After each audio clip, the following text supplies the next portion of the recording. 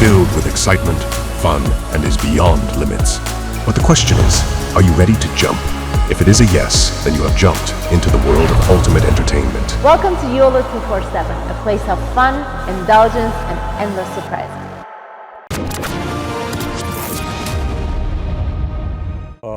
ये 20,000 करोड़ का स्कैम करके वीवो जो कंपनी है ना, चाइनीज कंपनी जो इंडिया में भी फोन मैन्युफैक्चर करती है, उनके 2 एग्जीक्यूटिव्स को तो ईडी ने पकड़ के जेल में डाल दिया। तो चाइनीज का गला सूख गया। चाइनीज ने बोला कि नहीं नहीं नहीं, ये भारत बहुत गलत काम कर रहा है और ऐसे तो फॉरेन कंपनीज डर के मारे भाग जाएंगी। कौन सी भाग रही हैं? आ ही रही हैं कंपनीज। ईडी का इतना खौफ मन में, एनफोर्समेंट डायरेक्टरेट का, कि ईडी वाले आ जाएंगे, ईडी वाले आ जाएंगे। वो फ्लाइट पकड़ के पता नहीं चाइना गए, कहां चले गए, किसी को कुछ नहीं पता। But 7 top executives of Vivo have left. ये सारी चाइनीज कंपनी को एक संदेश है, और ये मैं as a citizen of India कह रहा हूं, ठीक है, भारत के नागरिक होने के नाते। एक तो आप भारत मत आइए, हाथ जोड़ के विनती है आपसे, आप जाइए, हमें आपकी आवश्यकता नहीं है। अपने नकली और फर्जी फोन वापस चाइना ले जाइए, और गलत काम करेंगे तो फिर ईडी आपको बख्शेगा नहीं, आपको पकड़ के डालेगा जेल में। और अगर आपको यह गलतफहमी है कि आप चाइनीज हैं इसलिए 7 खून माफ है, सॉरी, ऐसा नहीं होने वाला। जय हिंद दोस्तों, मैं हूं मेजर गौरव आर्या और आप देख रहे हैं आज की ताजा तरीन खबरें। अच्छा, जो काकड़ साहब हैं, जो कि केयरटेकर प्राइम मिनिस्टर हैं पाकिस्तान के, उन्होंने यह ऐलान कर दिया है। ऐलान क्या करा है उन्होंने? यह ऐलान करा है कि साहब, पूरा पाकिस्तान नया साल नहीं मनाएगा। अच्छा, ये मना भी लेते तो क्या करते, मुझे समझ में नहीं आ रहा, ठीक है, पर उन्होंने फिर ऐलानिया था उनका कि साहब हम नया साल नहीं मनाएंगे, क्योंकि फिलिस्तीन में जो हमारे भाई हैं, जो सफर कर रहे हैं, हम उनके साथ खड़े हुए हैं, इसलिए हम नया साल नहीं मनाएंगे। सिर्फ पाकिस्तान ही दोस्तों ऐसी छिछोरी हरकतें कर सकता है। पाकिस्तान ने कुछ सब्सटैंशियल करा, सोचिएगा, मैं इनकी पोल पत्री अभी खोलूंगा आपके सामने, लेकिन क्या पाकिस्तान ने फिलिस्तीनियों के लिए कुछ सब्सटैंशियल करा? इनके आवाज उठाने की कोई वैल्यू नहीं है, क्योंकि इनके आवाज की वैल्यू नहीं है। आपके पास पैसा नहीं है, यह बात समझ में आती है। आपके पास वसाइल नहीं है, यह बात समझ में आती है। पर आपके पास कैरेक्टर और आपके पास क्रेडिबिलिटी नहीं है, यह बात समझ में नहीं आती। तो पाकिस्तान ने जब भी बोला, लोगों ने पाकिस्तान को नॉन सीरियसली लिया, चाहे कश्मीर के बारे में बोला, चाहे फिलिस्तीन के बारे में बोला। तो भैया 0 + 0 = 0। एक तो यह बात है। दूसरी चीज है कि पाकिस्तान ने जब एटम बम के धमाके करे थे 1998 में और अपने आप को डिक्लेयर कर दिया था न्यूक्लियर वेपन स्टेट, तो पाकिस्तान ने बोला था कि this atom bomb will belong to the Muslim world, this is an Islamic bomb. ये बड़ा एक पाकिस्तान में कहा गया है, और ये लोग ऑन रिकॉर्ड कई बार इनके बड़े बड़े नेता, जो इनके प्रेसिडेंट, प्राइम मिनिस्टर्स हैं, कह चुके हैं। ये जो एटम बॉम्ब है इस वक्त कहां है पाकिस्तान का? क्योंकि हर पाकिस्तानी गाना गाता है कश्मीर का, हर पाकिस्तानी गाना गाता है फिलिस्तीन का। कश्मीर का मालपुआ तो अमित शाह इनके मुंह से ले गए, ठीक है भैया। अब रहा फिलिस्तीन, फिलिस्तीन की भी टाइम फेस हो गई। तो ये कर क्या रहे हैं एटम बॉम्ब से पाकिस्तानी? और आखिरी चीज, ये कहना कि हम नया साल नहीं मनाएंगे, इतने सालों से, 76 साल से तुम मना रहे हो, तुमने क्या कर लिया मना के जो इस बार ना मना के तुम करोगे? पहली बात। दूसरी चीज, ये सब देखिए, ये सब फालतू की चीजें, और मुझे लगता है कि पाकिस्तानियों को ना अब गुरेज करना चाहिए इन सब चीजों से। फिर लोग आपको सीरियसली और मजीद सीरियसली नहीं लेंगे। अगर आपको एक बड़ा धमाका करना है, अगर आपको एक बड़ा स्टेटमेंट देना है इजराइल के खिलाफ, तो आप ये कहिए कि 2024 की ईद हम नहीं मनाएंगे, जो 2 ईदें आती हैं, एक बकरीद और मीठी ईद, हम दोनों ईद नहीं मनाएंगे। आप ये बात बोलिए सबके सामने छाती ठोक के कि Islamic republic of Pakistan will not celebrate Eid in 2024 because we condemn actions. जो भी आपको बोलना है कि इजराइल का हमास के खिलाफ है, पैलेस्टीन के खिलाफ, फिर जो आपकी स्टोरी है वो आप बोलिए। नया साल तो वैसे भी एक वेस्टर्न कॉन्सेप्ट है, it's based on the Georgian calendar. Islamic calendar में नए साल की गुंजाइश 1 जनवरी को तो नहीं है कम से कम। न यहूदियों का कैलेंडर है, यहूदियों का जो कैलेंडर है, यहूदी जो न्यू ईयर मनाते हैं, द जूइश न्यू ईयर, उसका भी 1 जनवरी से कोई लेना देना नहीं है। तो जो 2 पार्टियां लड़ रही हैं, एक तरफ मुसलमान है, एक तरफ यहूदी हैं, जब दोनों ही ट्रेडिशनली नया साल उनका कुछ और है, या नया साल को नहीं मानते, उनके रिलीजन में 1 जनवरी को एक cultural theme, global cultural theme की तरह सेलिब्रेट करते हैं, उसका कोई रिलीजियस सिग्निफिकेंस नहीं है। तो फिर एक बात बताइए, आप लोग क्यों ये कह रहे हैं कि हम ये कर देंगे? यानी कि आप सस्ते में निकलना चाहते हैं कि आप दुनिया के सामने ऐलान कर दें कि हम नया साल। ये बड़ी स्टूपिड हरकत करी है पाकिस्तान के प्राइम मिनिस्टर ने, केयरटेकर प्राइम मिनिस्टर ने, बड़ी, जिसको कहते हैं ना, बड़ी अहमकाना हरकत करी। एनीवे, अच्छा, दूसरा यह है कि 8 भारतीय नेवी वेटरन्स जो कतर में डेथ रो पे थे, उनको अब यह बोला है कि साहब जो आपको सजाए मौत दी गई थी वो कैंसिल करी जाती है। अब उनको सुनाई जाएगी प्रिजन, यानी कि जेल वो कितने साल रहेंगे, कोई 3 से 5 साल, कोई 15 से 20 साल, depending on the quantum of punishment will depend on the crime. अब इसमें भी ये चक्कर है ना कि ये लोग इनोसेंट हैं, इनको फंसाया गया है। लेकिन इसमें फायदा ये है कि जब अमीर ऑफ कतर से मोदी जी मिले थे COP28 दुबई में, तब इन दोनों के बीच में बात हुई थी। क्या बात हुई थी ये मीडिया के सामने नहीं आया, लेकिन कुछ तो बात हुई है कि उसी महीने दिसंबर के पहले हफ्ते में मोदी जी मिले और दिसंबर के आखिरी हफ्ते में उनको बोल दिया कि ठीक है, कोई बात नहीं, डेथ सेंटेंस हम आपका हटाते हैं। अब इससे भारत को क्या फायदा हो गया दोस्तों? भारत को सबसे बड़ा फायदा यह हुआ है कि भारत और कतर की डील है कि अगर कोई भी कतरी भारत के जेल में है और उसको सजाए मौत की नहीं सुनाई गई सजा, he is not been given the death penalty, फिर कतर भारत को यह कह सकता है कि ठीक है, आप ये बंदा हमारा बंदा है, हमें दे दो, और ये कतर के जेल में बाकी सेंटेंस अपना काटेगा। सिमिलरली फॉर इंडियंस, अगर कोई भारतवासी है जिसको सजाए मौत कतरी कोर्ट ने नहीं सुनाई है और सिर्फ जेल की सजा सुनाई है, अगर वो कतर के जेल में है तो भारत अधिकार से, पूरे हक के साथ कतर से ये कह सकता है कि आप इसको भारत भेजिए और वो बाकी सेंटेंस भारत में पूरा करेंगे। तो ये बात भी चल रही है और ये ऑलरेडी 2015-2016 में ये साइन हो गई थी भारत और कतर के बीच में डील दोस्तों। अच्छा दोस्तों, रूस से ये खबर बड़ी तगड़ी है कि एक तो प्रेसिडेंट पुतिन ने प्राइम मिनिस्टर मोदी को बुला लिया और को प्रोडक्शन ऑफ वेपन्स की बात जो उनके सर्गेई लेवरोव हैं, जो अपने डॉक्टर जयशंकर के रशियन काउंटर पार्ट है, फॉरेन मिनिस्टर रशिया, उन्होंने बात करी। तो ये अभी ये हो क्यों रहा है?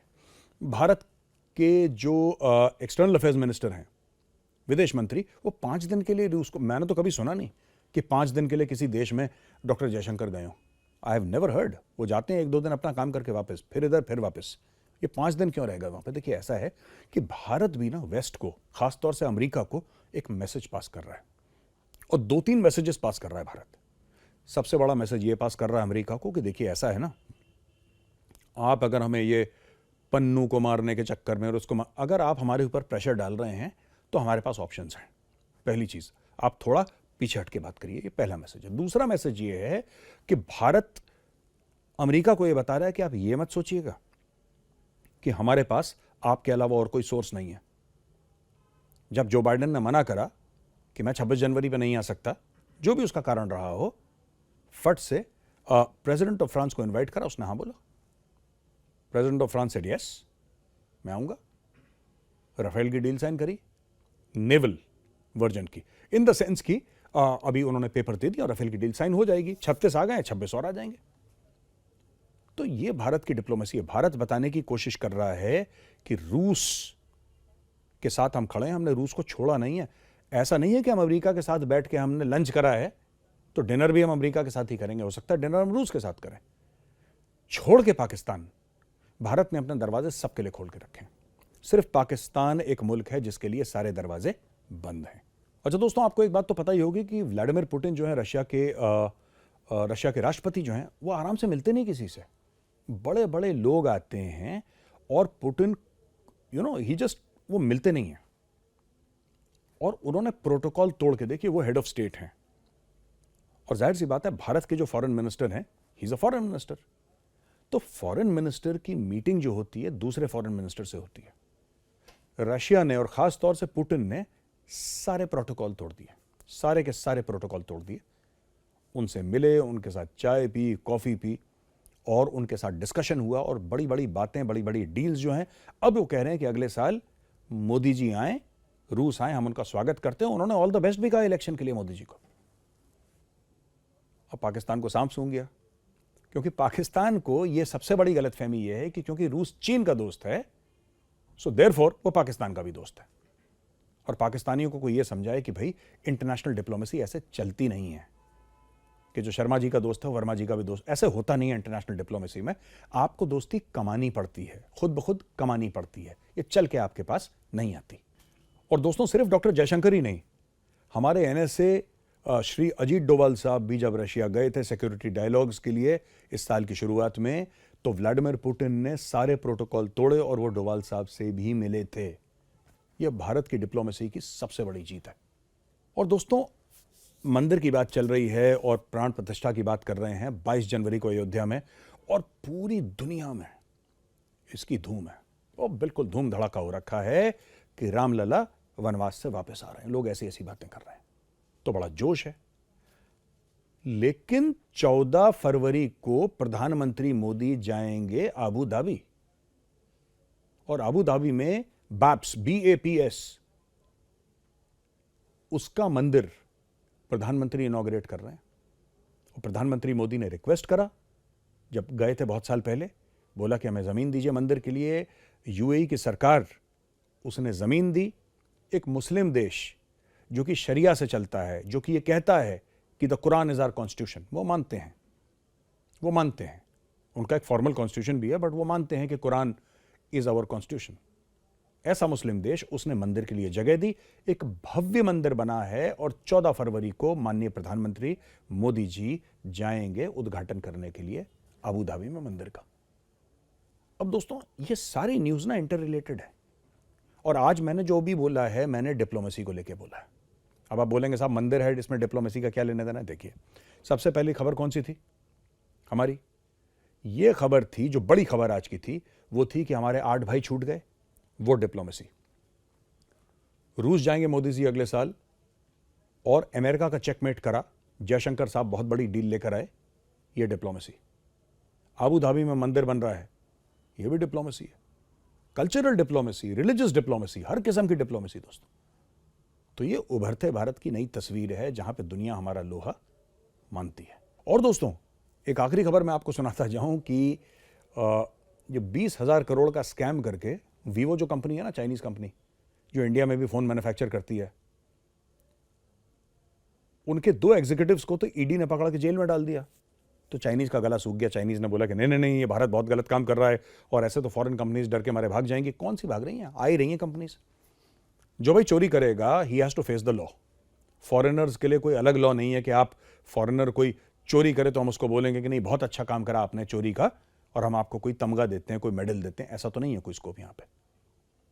तो 2 चाइनीज थे, उन्होंने इलीगली भारत से पैसा ले जाने का जुर्म करा था, उनको पकड़ के कर दिया अंदर। अब जो उनको पकड़ के कर दिया अंदर, तो वीवो के 7 एग्जीक्यूटिव्स, 7 छू मंतरे गायब हो गए। किसी को नहीं पता कहां गए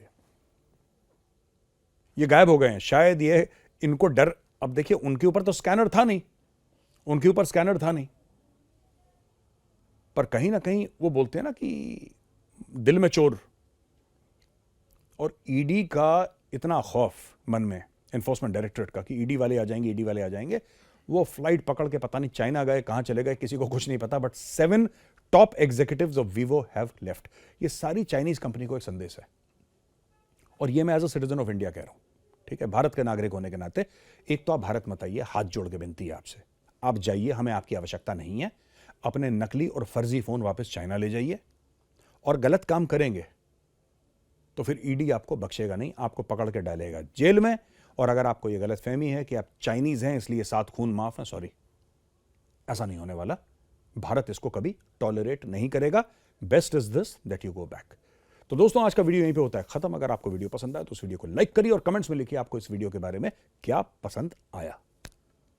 मैं फिर हाजिर हूंगा नए वीडियो के साथ, तब तक के लिए जय हिंद।